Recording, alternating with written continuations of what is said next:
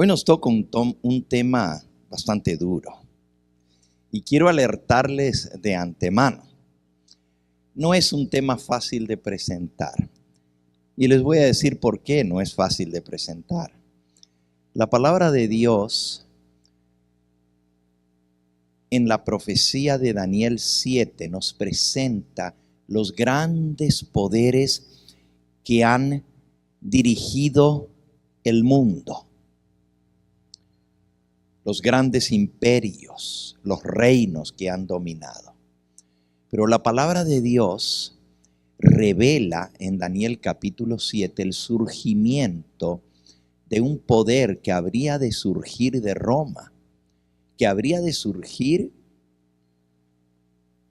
en medio de las naciones de Europa y que va a hacer algunas cosas, según la profecía, bastante atrevidas. Ese poder se le llama en Daniel 7 el cuerno pequeño.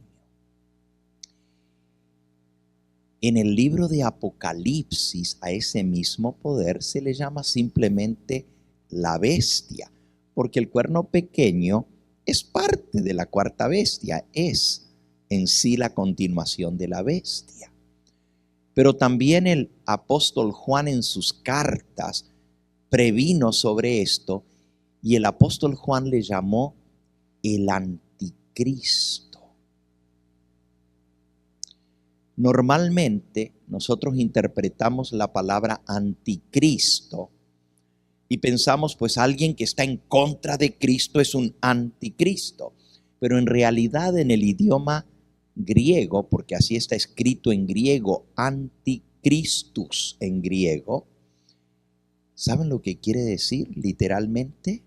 No solo el que está en contra de Cristo, pero el que se pone en el lugar de Cristo, el que se hace pasar por Cristo, el que se hace adorar como fuera Cristo, como si fuera Cristo.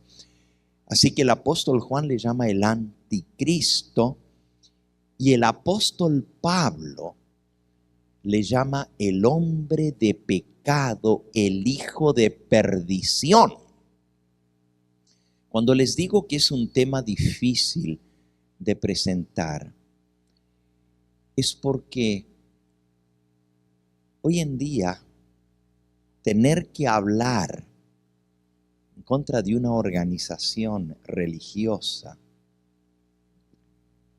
a nivel mundial establecida no es popular. Hoy en día se habla de ecumenismo. Hoy en día se habla de unirnos, de trabajar juntos. Y que alguien se levante a denunciar esto, pues no es visto bien. Pero no solamente eso, también hay sentimientos encontrados, porque nosotros tenemos una audiencia muy grande en nuestro canal o canales de televisión. Literalmente millones de personas nos ven y todos son bienvenidos a nuestro canal. Pero entre esos millones que nos ven, hay muchos que, como muchos de los que están aquí, se criaron dentro del seno del catolicismo romano. Y es muy duro tener que revelar estas cosas. Lo tengo que hacer porque está en la profecía. Para mí me sería más fácil hablar de Cristo, de su amor, de su sacrificio, de lo bueno que Él es con nosotros, de cómo nos cuida, y todo eso es cierto, y de que Él nos salvó con su sangre, y todo eso lo creo y lo amo de corazón. Pero la palabra de Cristo me exige revelar las cosas que el mismo Señor Jesús reveló por su Espíritu Santo. Y no es fácil hacerlo. Y porque hay sentimientos encontrados, porque uno ama a las personas, a pesar de que no puede contemporizar ni aceptar el error y la mentira. Y hay millones de personas que están engañadas. ¿Cuántos de los que están aquí se dieron cuenta en algún momento en su vida del engaño en que los habían educado? ¿Puedo ver las manos? ¿Ya ven? ¿Fue fácil? ¿Verdad que no fue fácil? Fue un shock, ¿verdad? Era como que, y miren, voy a dar un ejemplo, una ilustración, ¿verdad? No me tomen literal en mi ilustración. Gracias a Dios tuve una buena madre que me enseñó bien y que fue un ejemplo para mí, ¿verdad? Pero aún si yo supiera, porque hay personas que se enteran más adelante en su vida que su madre no era muy buena, ¿verdad? Que su madre era una prostituta, porque la Biblia le llama a este sistema religioso la prostituta, la ramera, ¿verdad? Por eso uso esa ilustración. Pero aún si uno se enterase como hijo de que su madre es una prostituta, a nadie le gusta que le digan en la cara, tu mamá es una tal por cual. Porque están hablando de mi madre, por más mala que sea, a uno no le gusta. Entonces es muy duro hablar de la iglesia madre y tener que decir estas cosas. No es popular. No es fácil tener que hablar estas verdades. Uno escogería un camino más fácil, no tener que confrontarse con esto. Pero por ser leal a la palabra de Dios y porque estamos estudiando la profecía, hay que desenmascarar el error y la mentira. Por eso quiero comenzar en esta noche leyendo la profecía del apóstol San Pablo en segunda de Tesalonicenses en el capítulo 2. Y luego vamos a ir a Daniel a desenmascarar este cuerno pequeño, ¿verdad? Segunda de Tesalonicenses capítulo 2, hay una profecía impresionante del apóstol Pablo. Y él dice así, comenzando en el versículo 1. Pero con respecto a la venida de nuestro Señor Jesucristo y nuestra reunión con Él, os rogamos, hermanos, que no os dejéis mover fácilmente de vuestro modo de pensar, que no os conturbéis, ni por espíritu, ni por palabra, ni por carta, como si fuera nuestra, en el sentido de que el día del Señor está cerca. Nadie os engañe en ninguna manera, porque no vendrá. Está hablando de la venida del Señor y nuestra reunión con Él, ¿verdad? No vendrá el Señor sin que antes venga la apostasía y se manifieste, aparezca el hombre de pecado, el hijo de perdición. Palabras duras, ¿eh? Hombre de pecado, hijo de perdición, el cual se opone y se levanta contra todo lo que se llama Dios es objeto de culto. Pero miren cómo lo explica, levantarse contra Dios. Esto quiere decir anticristo, contra Cristo, pero lo explica diciendo tanto que se sienta en el templo de Dios como Dios haciéndose pasar por Dios.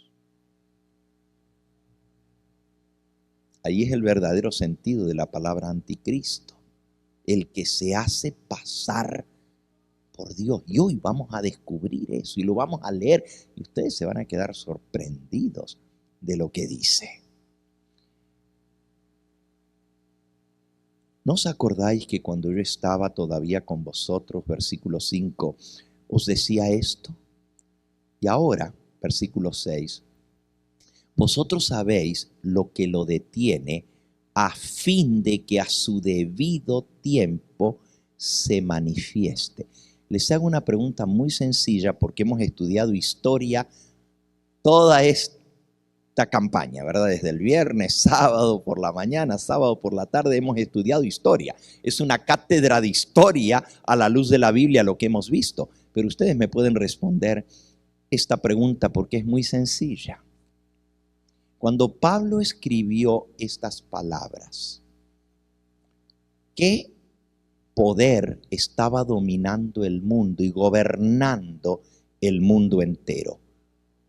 Roma.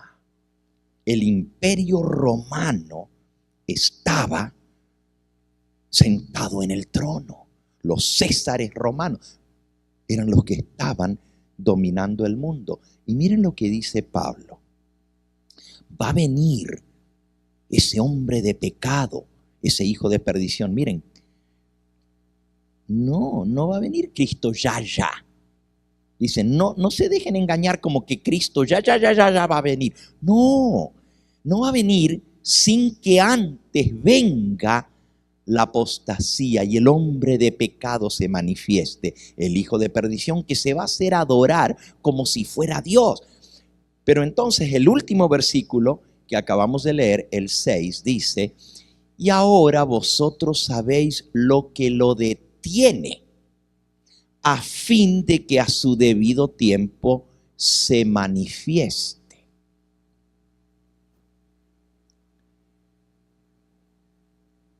El imperio romano estaba gobernando el mundo, pero para que surgiera este otro que se iba a hacer adorar como Dios, algo tenía que ser quitado del medio.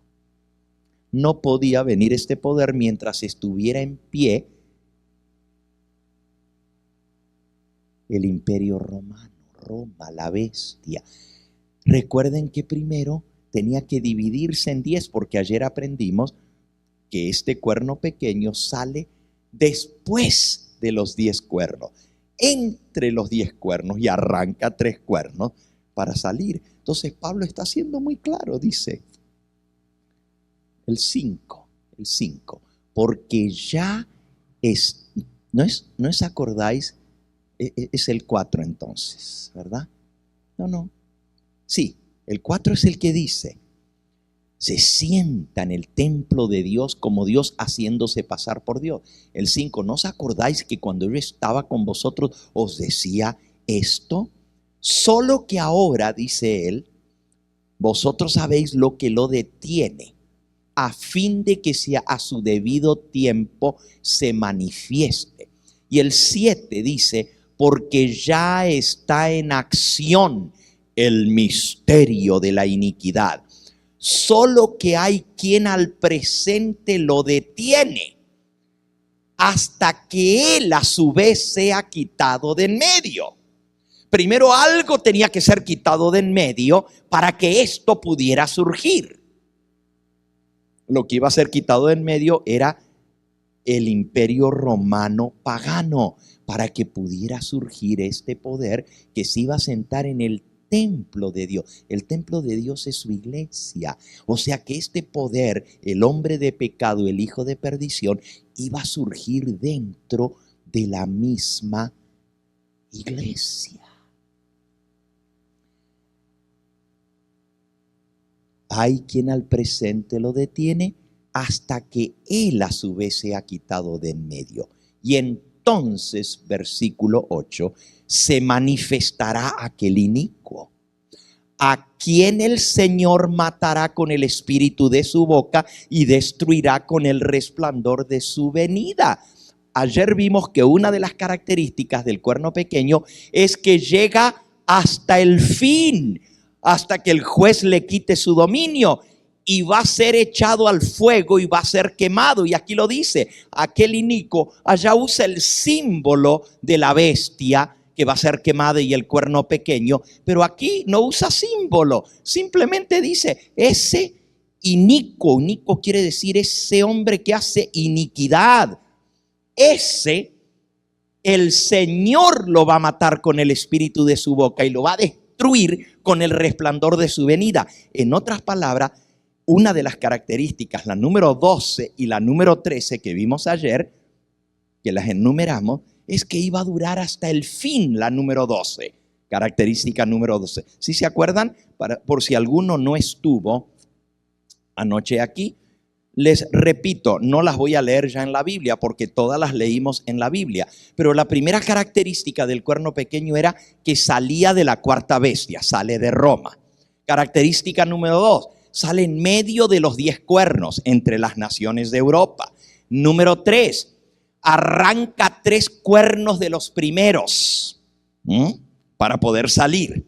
Y ya vimos que son las 3 tribus arrianas que no quisieron someterse al decreto de Justiniano de que todos estuvieran sujetos bajo una nueva cabeza del Imperio Romano de Occidente, el obispo de Roma. Y como no se sujetaron, Justiniano mandó el ejército, eso estudiamos ayer, y destruyó esos 3 poderes arrianos, naciones, gobiernos arrianos, los destruyó.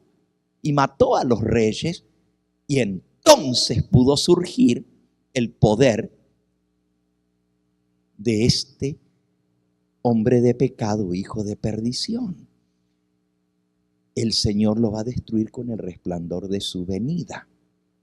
Va a durar hasta el fin. Entonces, la característica número 3 era que arranca 3 cuernos de los primeros.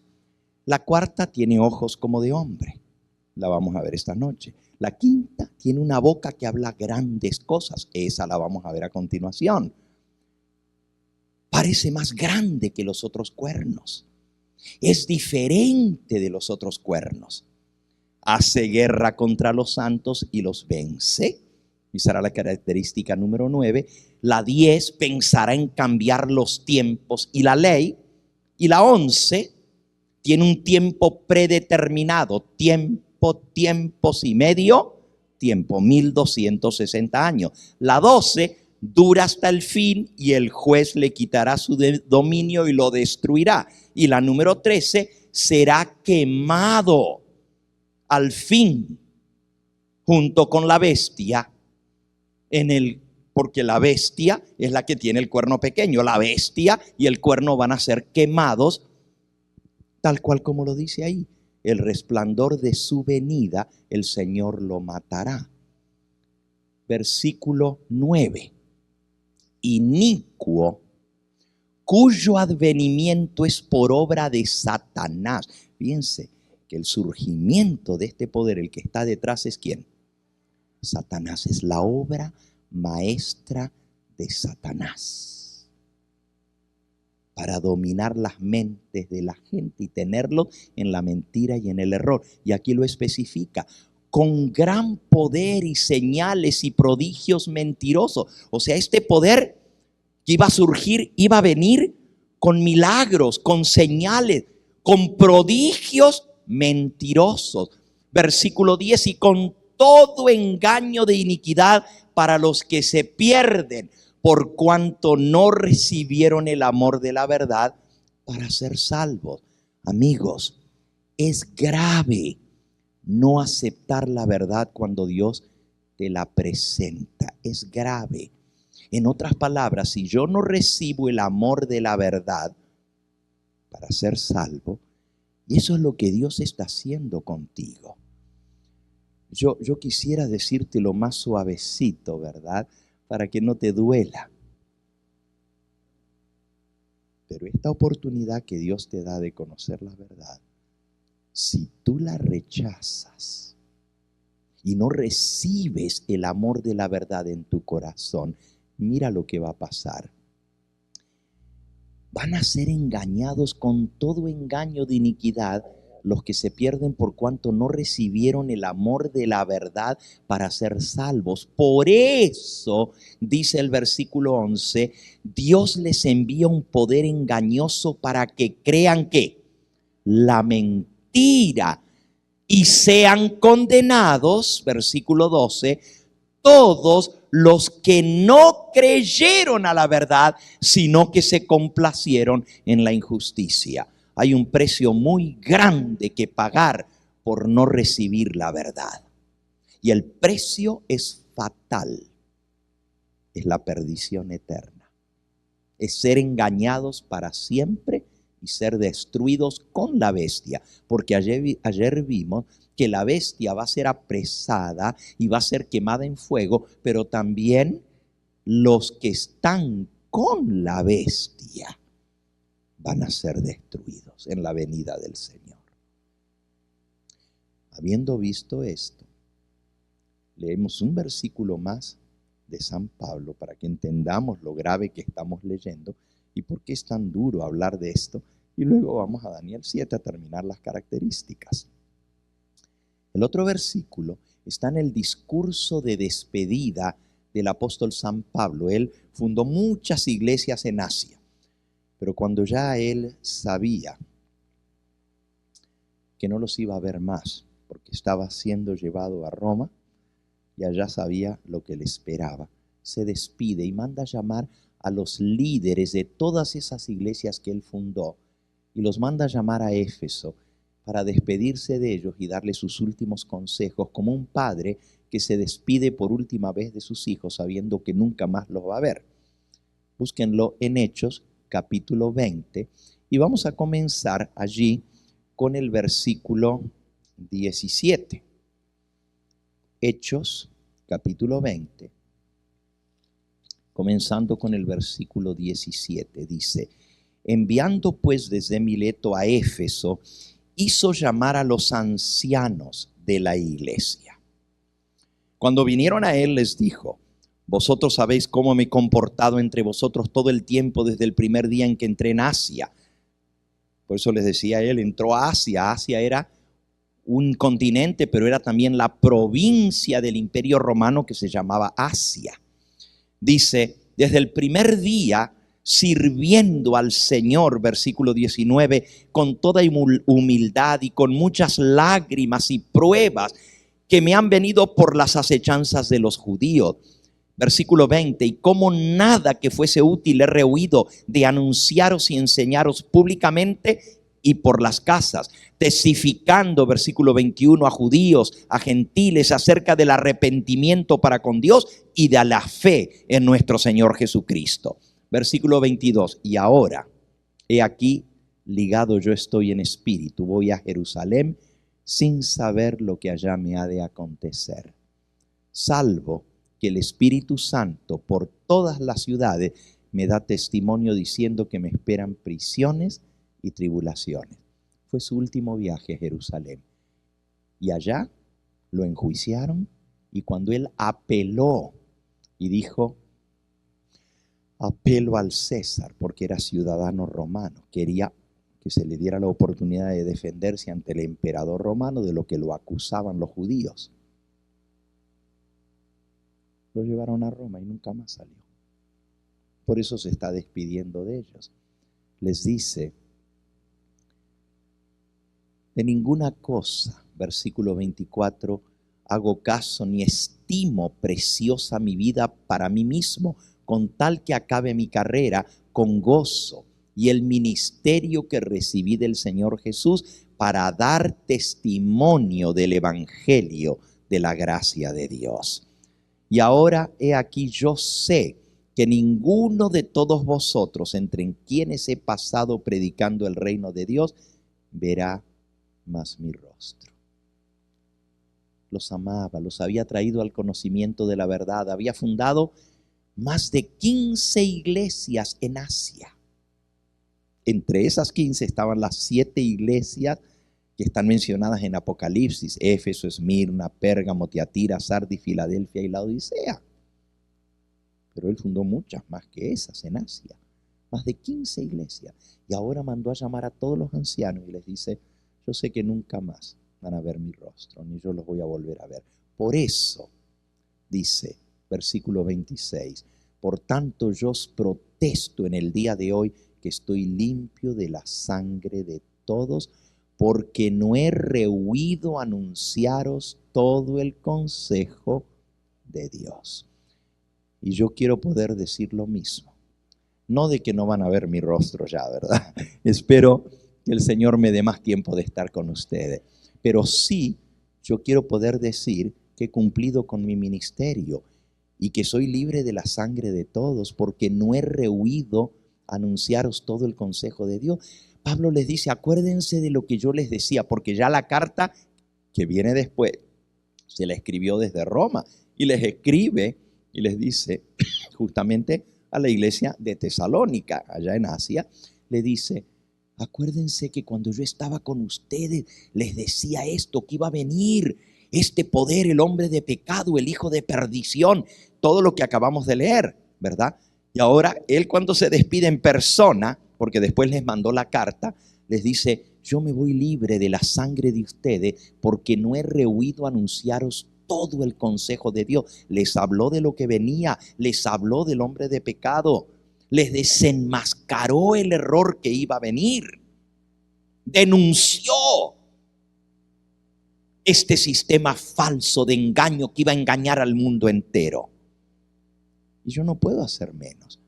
Repito, él dice, yo les hablé de Cristo, les prediqué el evangelio, del arrepentimiento, les hablé de la fe en Cristo, pero también les dije todo.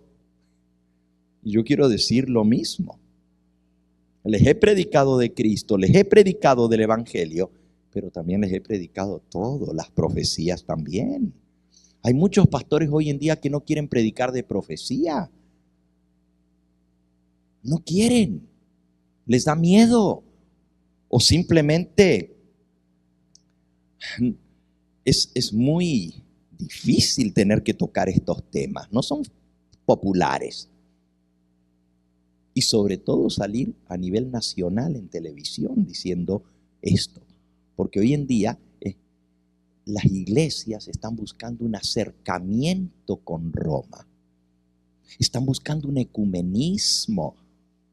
Fíjense, estamos en el año 2017 y en el mes de octubre de este año se cumplen 500 años de la Reforma protestante, de que Martín Lutero clavó las 95 tesis en la puerta de la abadía de Wittenberg, y eso trajo, finalmente, él no lo quería así, él no quería partir la iglesia cristiana, pero cuando ellos no aceptaron reformarse y cambiar las cosas que estaban mal, lo excomulgaron, lo declararon hereje y se partió la iglesia cristiana. Pero hoy, 500 años más tarde, se va a celebrar los 500 años de la Reforma. Qué paradoja que ahora el Papa Francisco va a ir a celebrar en Alemania con los luteranos la Reforma, cuando antes los persiguieron y los mataron. Pero el Papa Francisco y los demás papas anteriores ya pidieron perdón por todos los crímenes en que mataron a tantos herejes. Ahora ya no, ahora vamos a unirnos. Y eso es lo que está en la onda ahora. Olvidémonos de todo el pasado. ¿Saben? Nosotros alquilamos esta iglesia y es una iglesia luterana. Y yo tengo mucho respeto por lo que la iglesia luterana representa. Fue Martín Lutero el que se atrevió a levantarse contra ese poder que dominaba Europa. Pero resulta que hoy los descendientes, que son los cristianos, porque los demás son católicos y el resto del mundo es protestante, hoy en día, pues vamos a celebrar juntos.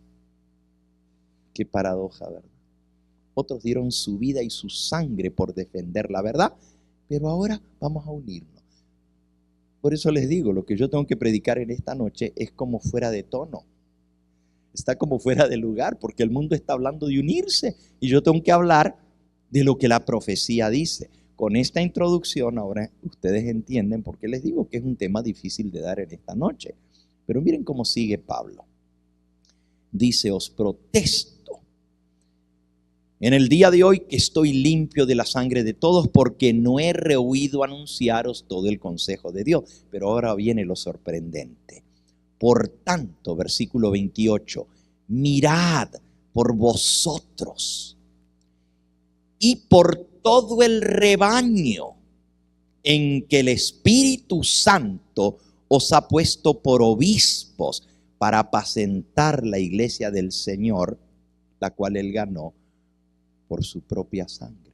Les dice a los obispos, cuídense ustedes y cuiden el rebaño, las ovejitas, que Dios los puso para apacentar el rebaño. ¿Por qué tenían que cuidar el rebaño, que es la iglesia que el Señor ganó con su sangre? ¿Por qué tenían que cuidar el rebaño? Porque, versículo 29, yo sé que después de mi partida entrarán en medio de vosotros lobos rapaces que no perdonarán el rebaño. Y de vosotros mismos, versículo 30, se levantarán hombres que hablen cosas perversas para arrastrar tras sí a los discípulos.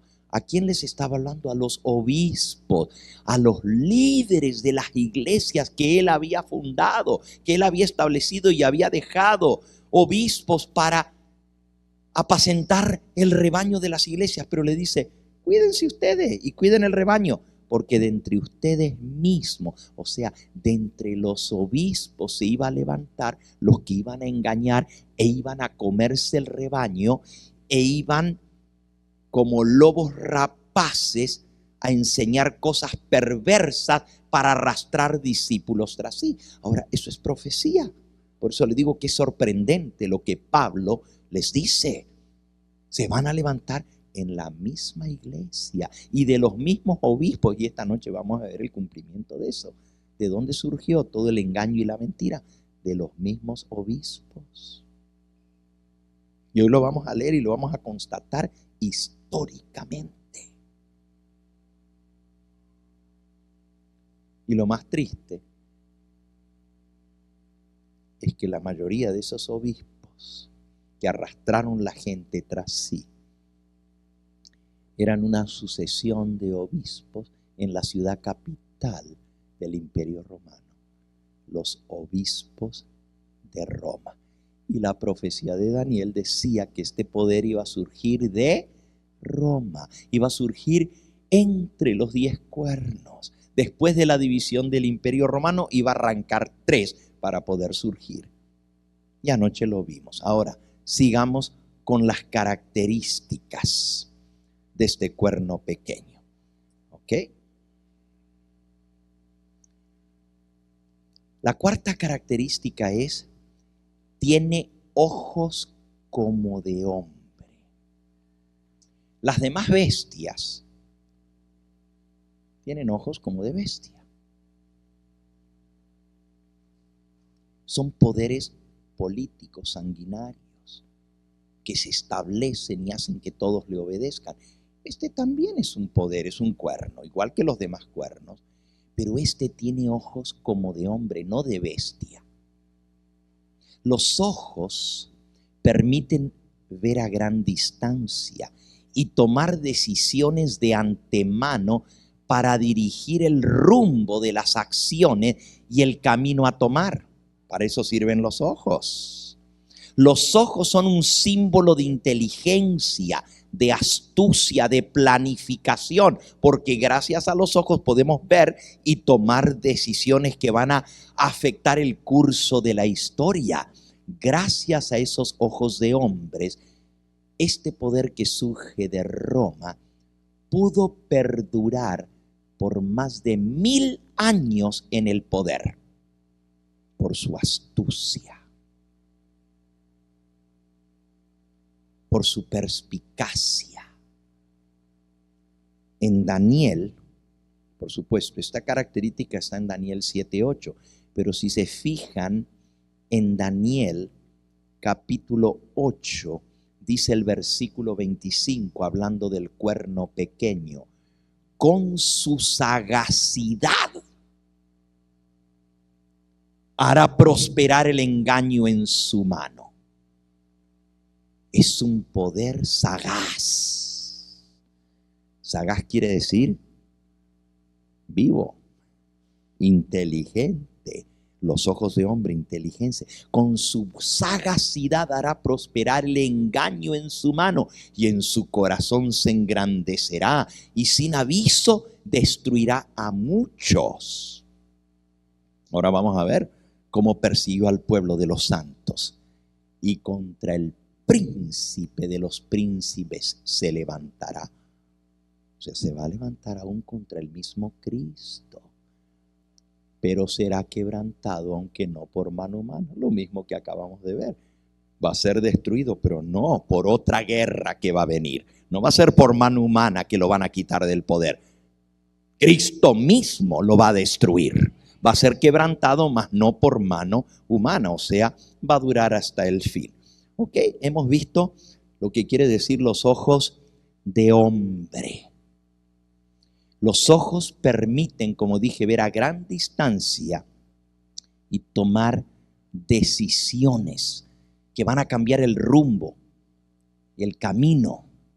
Los ojos son símbolo, como dije, de inteligencia, astucia, planificación. Gracias a esos ojos fue como el papado pudo perdurar por 1260 años dirigiendo los destinos de Europa, aún siendo un cuerno pequeño, pero que se hizo más grande. Vamos a la próxima característica. ¿Ok? Esto es Daniel capítulo 7 y versículo 8. Vi que este cuerno tenía ojos como de hombre y una boca que hablaba grandes cosas. Una boca que hablaba grandes cosas. ¿Qué son las grandes cosas que habla este poder que surge de Roma? Y ayer vimos que es una continuación del Imperio Romano, porque los emperadores romanos se escogían, eran perpetuos, mientras vivían, se escogían por el Senado romano. Se promulgaba Habemus César y ahora es Habemus Papa en latín, así como se lo anuncia. Es una continuación del mismo poder, solo que diferente a los demás, porque antes era nomás un poder político, ahora es un poder religioso unido con la política. Esa es la gran diferencia. Ahora, ¿cuáles son las grandes cosas que habla el cuerno?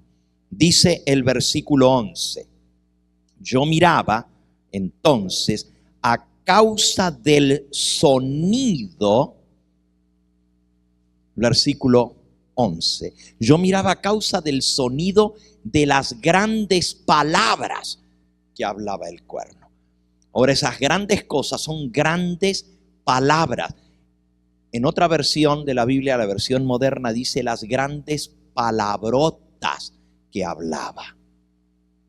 Palabras grandes son palabrotas, pero entendemos bien el término palabrotas, lo que quiere decir. Y ahora lo vamos a ver, lo que significa. Aquí lo traducen grandes palabras, pero pónganlo en lenguaje más común. Grandes palabras son palabrotas. Palabra ya en el superlativo es palabrotas. Malas palabras, exactamente. Por cierto, el versículo 25 nos dice cuáles son esas grandes palabrotas que habla. Dice, hablará palabras contra el Altísimo. Estas palabras son ¿contra quién? Contra Dios. Por eso son malas palabras, palabrotas. Ahora, en el libro de Apocalipsis se nos da otra palabrita para describir las grandes palabras. Fíjense que decía, versículo 21 en Daniel 7. Veía yo que este cuerno hacía guerra contra los santos y los vencía. Veía que este cuerno hacía guerra contra los santos y los vencía. Vamos ahora a Apocalipsis capítulo 13.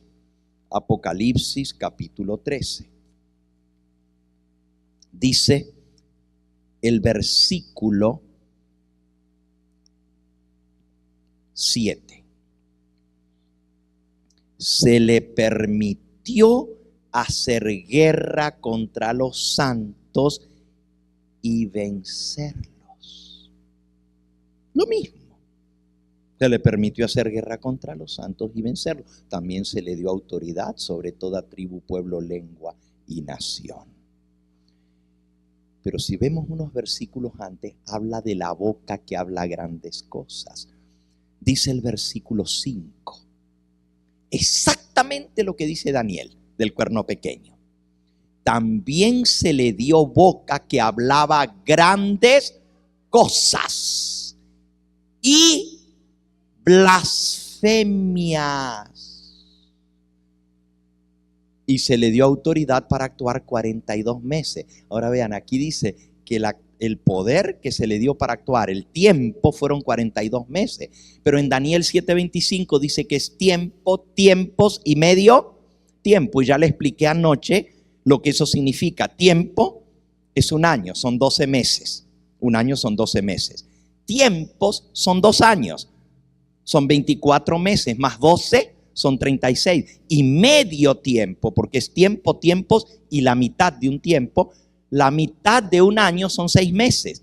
12 más 24 son 36, más 6 más son 42. Ahí lo ven, 42 meses. Está hablando del mismo poder que se le da 42 meses proféticos para actuar. Porque está hablando de símbolos. Y cuando hay un símbolo, en simbología bíblica, una bestia no es una bestia real que va a surgir. Nadie espera ver una bestia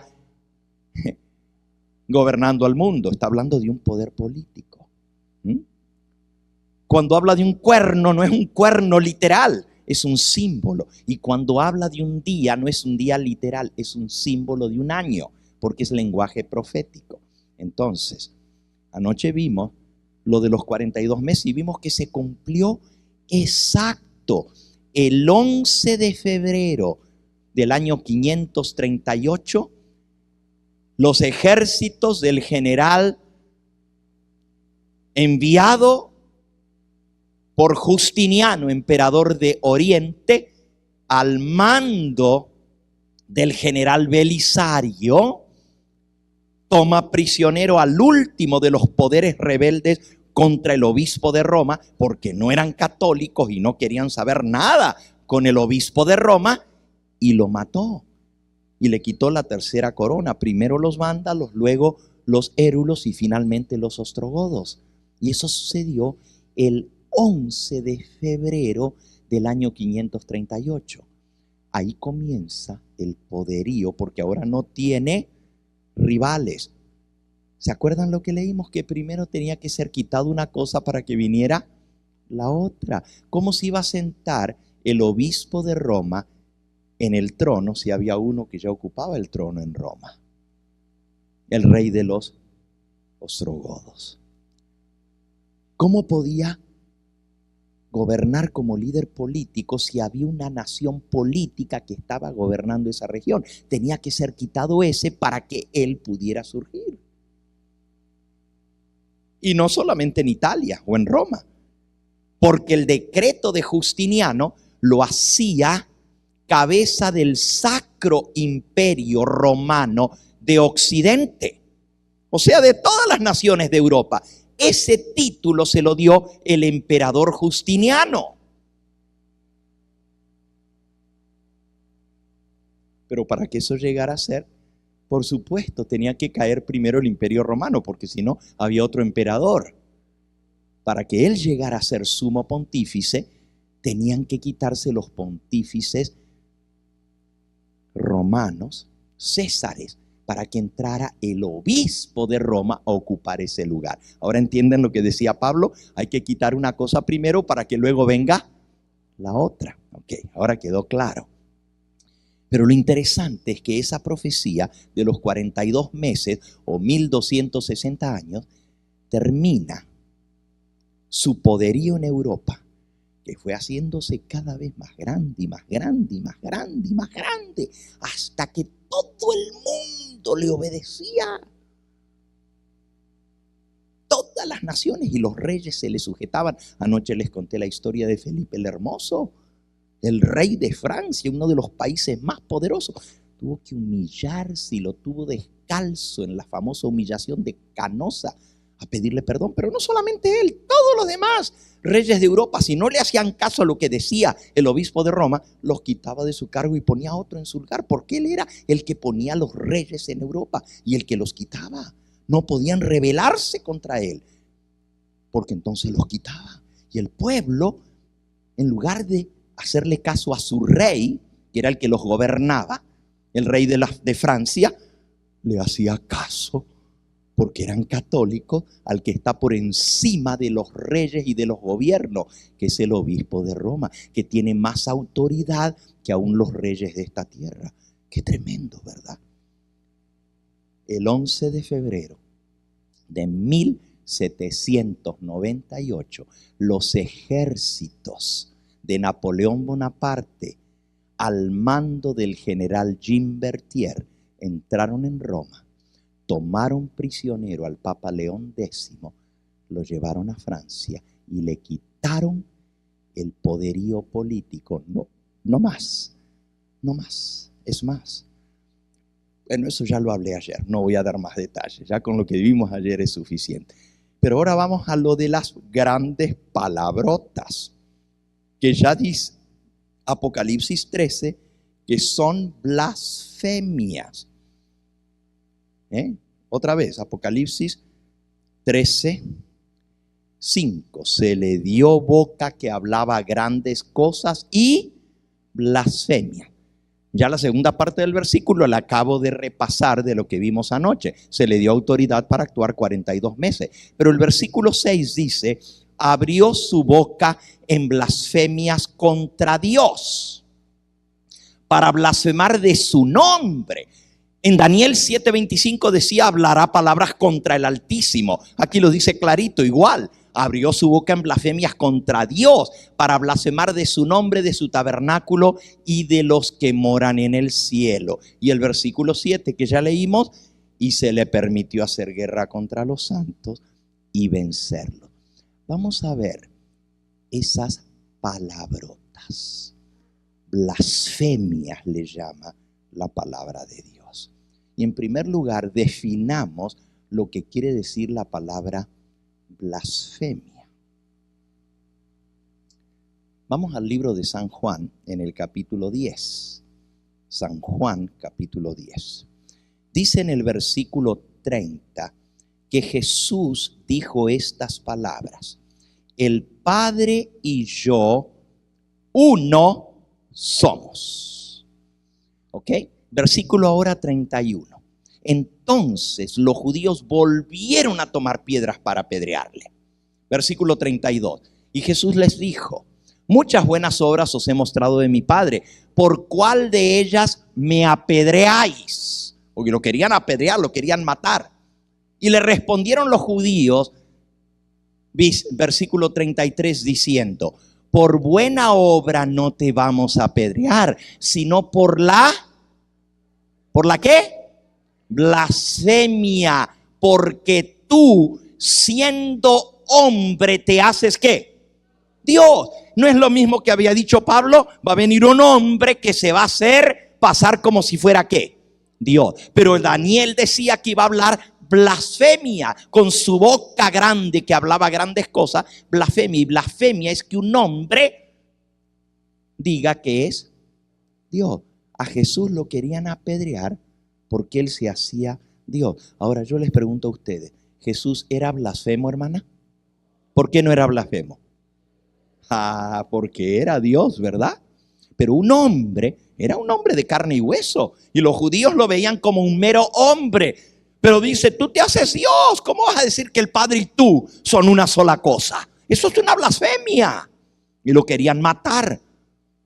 Pero Jesús no era blasfemo porque era verdad que él era Dios. Pero cuando un hombre se hace igual a Dios, es una blasfemia. Ahora vamos a ver algunas citas. No las vamos a poder proyectar allí, pero yo las tengo en la carpeta, la van a tener. Vienen aquí como 20 citas. La primera que les quiero leer, y todas estas son citas que nunca antes he usado, pero ahora he investigado más y he descubierto más citas. Por ejemplo, en la encíclica papal del Papa León XIII, publicada el 10 de enero de 1890, los deberes principales del cristiano como ciudadano, es el título de esta encíclica. Dice: el principal maestro de la iglesia es el sumo pontífice romano. Esa es una carta del Papa León XIII, una encíclica. Para llegar a la uniformidad de pensamiento es necesario que todos se subyuguen completamente a la voluntad del pontífice romano y de lo que la iglesia manda, y obedecerle a él como si él fuera el mismo Dios. Eso dijo el Papa León XIII en su encíclica Los deberes del cristiano. Hay que sujetarse al obispo de Roma y hacer lo que él dice como si fuera el mismo Dios. Miren la próxima cita. El mismo Papa León XIII, ahora el 20 de junio de 1894, 4 años más tarde, declaró: nosotros, los papas, tomamos en este mundo el lugar del Dios omnipotente. Somos Dios en la tierra y todos deben obedecernos. ¿Qué les parece? El mismo Papa diciendo: nosotros los papas somos Dios aquí en la tierra y todos se nos tienen que sujetar. Ustedes saben que es pecado mortal en la Iglesia Católica no sujetarse a lo que dice el Papa. Eso enseña el catolicismo romano. Pecado mortal no sujetarse al obispo de Roma. Miren esta otra cita. Esto es decreto del Concilio de Trento. ¿Okay? Concilio de Trento se reunió en la ciudad de Trento, al norte de Italia, y tuve el privilegio de ir a visitar Trento. Por cierto, en la carpeta pues tengo una foto de lo que fue el Concilio de Trento. Miren lo que decretó el Concilio de Trento. Definimos como concilio que la Santa Sede Apostólica, la Santa Sede se refiere al Vaticano, y el Pontífice Romano tienen la primacía sobre todo el mundo.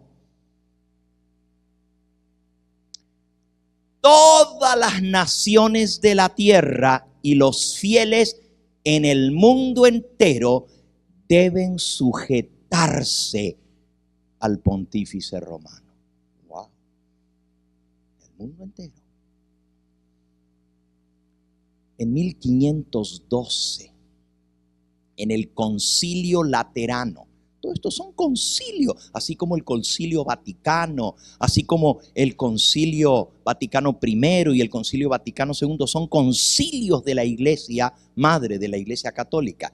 En el Concilio Laterano, Christopher Marcellus, dirigiéndose al Papa Julio II en el quinto Concilio Laterano, dijo lo siguiente, y está en el libro Actas Conciliares, las actas de los concilios. Dice así: oh Santo Padre, tú eres el pastor divino, tú eres el médico divino, tú eres el gobernador, tú eres el amo y por consiguiente tú eres nuestro Dios aquí en la tierra. Una oración dirigida al Papa Julio II. Y el Papa Julio II aceptó lo que le dijo Christopher Marcellus sin corregirle ni llamarle la atención. Le tendría que haber dicho: espérate, ¿cómo voy a ser yo Dios? ¿Cómo voy a ser yo el médico divino, el maestro divino. Divino solo Dios. No, aceptó lo que le dijo y se postró delante de él y le besó los pies en el concilio. Christopher Marcellus. En julio de 1895, la Iglesia Católica publicó en la revista The Catholic National, la revista católica nacional, lo siguiente: el Papa no es solamente el representante de Jesucristo en la tierra, Él es el mismo Jesucristo ocultado bajo el velo de su carne humana. ¿Qué les parece? No es el representante de Cristo, el vicario, es más que eso, es el mismo Cristo oculto bajo el velo de su carne humana. Wow, eso es una blasfemia. Escuchen esto. Santa Catalina de Siena acuñó esta expresión. Al Papa Gregorio XI le llamaba dulce Cristo en la tierra. Al Papa, dulce Cristo en la tierra. Y Santa Catalina de Siena lo usó. Y hoy en día es otro de los títulos del Papa. Eso viene desde el año 1370.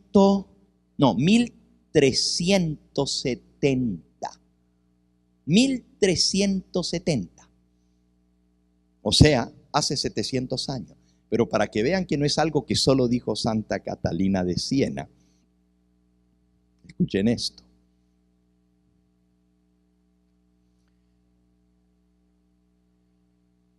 Cuando el Papa Juan Pablo II recibió su atentado que le disparó a Ligadka, ¿se acuerdan de eso? Bueno, los más jóvenes no se acuerdan, porque eso fue en el año 2000 y han pasado 17 años. Pero los que tienen más de 17 años se acuerdan cuando le dispararon al Papa Juan Pablo II. La librería Editrice Vaticana editó un folleto llamado El tercer secreto de Fátima. Y en la presentación del texto, en la página 3 de ese libro, habla acerca del atentado que sufrió el Papa Juan Pablo II el 13 de mayo de 1981. Claro, hace más que 17 años. En el 2000 salió el libro, pero el atentado fue 19 años antes, así que ya tiene más tiempo el atentado. Miren lo que dice la revista católica Vaticana. Tras los dramáticos y crueles acontecimientos del siglo que acaba de pasar, eso lo escribió en el 2000, el siglo XX, uno de los más cruciales en la historia de la raza humana fue el cruento atentado al dulce Cristo en la tierra. El Cristo fue herido en casa de sus amigos. El Cristo fue herido. Y ese es el Papa Juan Pablo II. El Cristo fue herido. Para que ustedes vean que todavía creen que es Cristo encarnado. Dulce Cristo en la tierra. Allí, yo la tengo aquí en otra presentación, no en esta, ¿verdad? Ok. Las voy a saltear esta noche porque el tiempo transcurre y ustedes ya conocen esa cita, ¿verdad? La de la Enciclopedia Católica que dice, solo el Papa merece ser llamado Santo Padre porque es el único que legítimamente es santo. Él es Rey de Reyes y Señor de Señores, Supremo Soberano. a quien Dios le ha encomendado no solo el cuidado del reino aquí en la tierra, sino también del reino de los cielos. Y dice esa cita de la Enciclopedia Católica, Lucio Ferrari, Pronta Biblioteca, página 26, si quieren la cita exacta. Lucio Ferrari, Pronta Biblioteca, página 26. El Papa es de tan grande dignidad y poder que no ha sido establecido en algún grado de dignidad. Más bien está en la cumbre de todas las dignidades. Él es Dios aquí en la tierra. Así dice la Enciclopedia Católica, Dios aquí en la tierra. Solo el Papa merece ser llamado Santo Padre, porque es el único que verdaderamente es santo. Pero Cristo dijo, no llaméis Padre vuestro a nadie aquí en la tierra, Mateo 23:9, porque uno es vuestro Padre, el que está en los cielos. ¿Qué otra cosa es blasfemia? Rapidito. San Marcos, capítulo 2. San Marcos, capítulo 2. Dice allí otra definición de blasfemia. La primera es que un hombre se haga igual a Dios o diga ser Dios. Eso ya vimos que lo cumplió. Las grandes palabras que hablaba el cuerno, es decir, que él era como Dios aquí en la tierra. Otra cosa que es blasfemia. Dice aquí en el versículo 5. Al ver Jesús la fe de ellos, dijo al paralítico, hijo, tus pecados te son perdonados. Al paralítico le dijo, tus pecados te son perdonados. Versículo 6. Estaban allí sentados algunos de los escribas, los cuales cavilaban en sus corazones, diciendo, ¿por qué habla este hombre así? Versículo 7. Blasfemias dice, ahí está.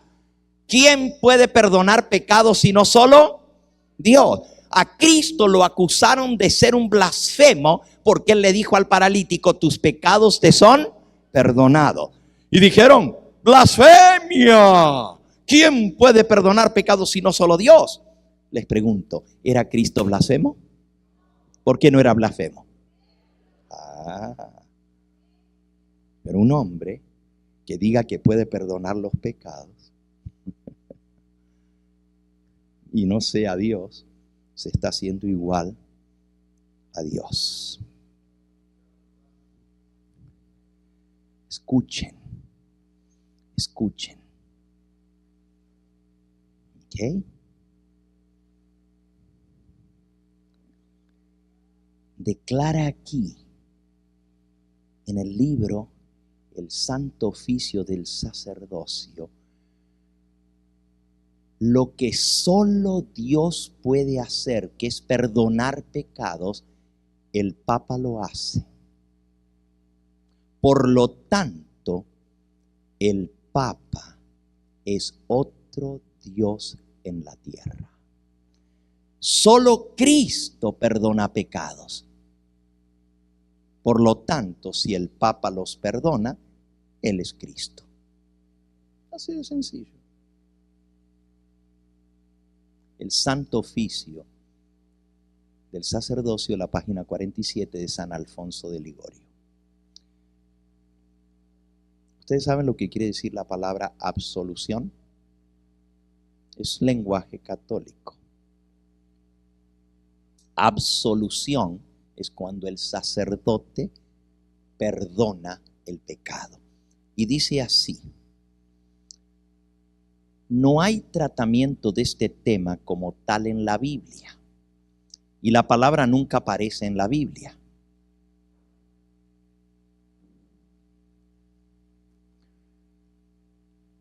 Cuando el sacerdote recibe auricular confesión, auricular quiere decir en persona la confesión, mediante la fórmula ego te absolvo, perdona el pecado. A partir de la reforma y la decadencia de la confesión privada, la absolución en el sentido técnico ha tendido en las iglesias protestantes a desaparecer, pero no en el catolicismo. El catolicismo, dice el diccionario católico, es el único que todavía hace el oficio de Dios, perdonar los pecados. Pobres evangélicos no tienen quien los perdone.